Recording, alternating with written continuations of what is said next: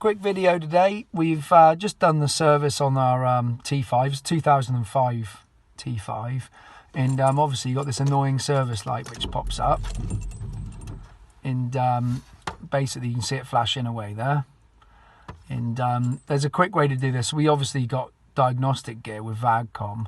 We can turn it out, you know, with a computer, but you don't want to be buying a expensive lead and whatnot to do it, but we'll show you how to do it. So you have to have the ignition off, so you can see there's no lights. I'll put my light on in there so you can see a little bit more which buttons I'm going to press. And basically you hold this right hand side button down.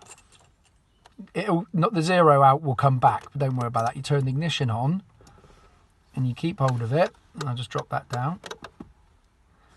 And then basically you come over to the minute or the time hand and turn it right.